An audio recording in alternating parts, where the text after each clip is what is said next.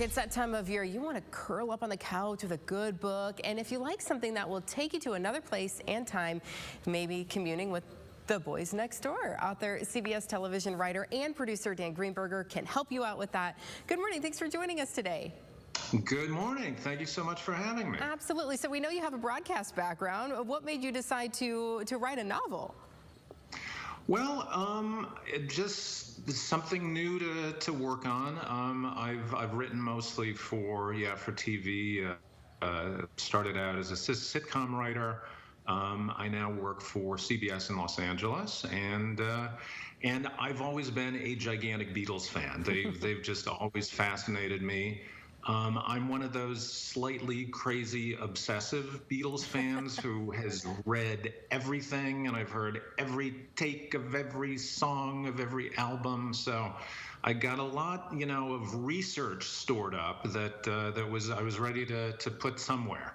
So you're a little bit of an expert on the topic, and I think, that's really not unusual because I think a lot of people just love the Beatles, even, how many decades later, and even still now we're seeing new material coming out. We have Peter Jackson's new documentary. Hulu did something recently. So it seems like they're always there.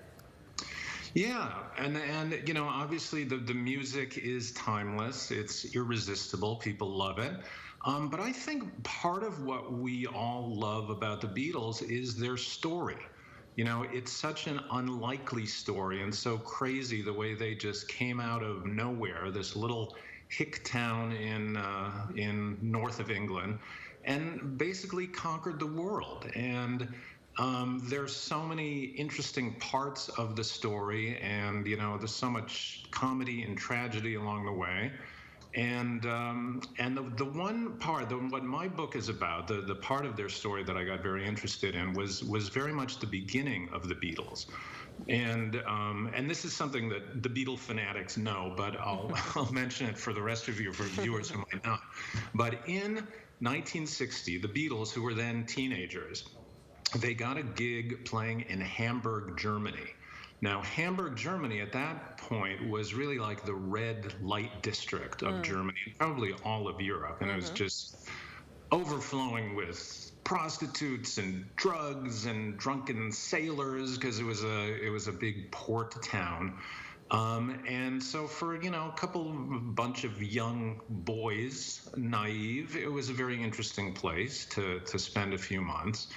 And what they ended up doing was playing something like 106 nights. Wow.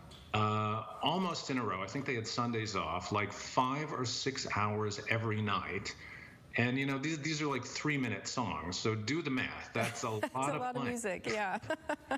and when you play that much, a funny thing happens. You get really good. And all of the Beatles went on to say that their stay in Hamburg is really what turned them from being a pretty decent bar band into the greatest band ever. And so that was the part of their story that really interested me, and so that's what I kind of dove into. Yeah, what made them so great, and I think a lot of people would be interested to learn more about that and some of the relationships. I know there was a woman, of course, because we got to have a love story in a novel. Right. We have a little bit of that as well. Where can folks get your book? Well, since it's my first novel, I went with a little company. I really like these guys. I want to help them out. It's called Amazon. You may have heard of them. Have you heard of Amazon? I think they're going to do well. I think so. So that's an easy place. Obviously, for folks who have Prime, you can just have it to your house in a couple days, too. Easy as that goes. What did you love so much about writing this book, and what are you most proud of with it? Well, I think what I really loved about it was kind of getting to spend time with the Beatles. I mean, I really had to, I really wanted to sort of give a very honest account of what that must have been like to be in Hamburg then and to see the band take shape. And they're such fun and interesting people. And like writing in Hollywood, for instance, you always love to write for an actor who you love, or a personality that you love. And I just love the personalities of those four guys. And so it was a pleasure for me to spend some time with them and kind of dig into their lives and their minds and their characters. And I really enjoyed it. And maybe listen to some of the music on the way as well. Yeah, I bet a lot of that. Yeah, Dan, thank you so much for joining us this morning. Again, The Boys Next Door, you can get that on Amazon, a little place you may have heard of. Dan, congratulations. Thanks for joining us this morning.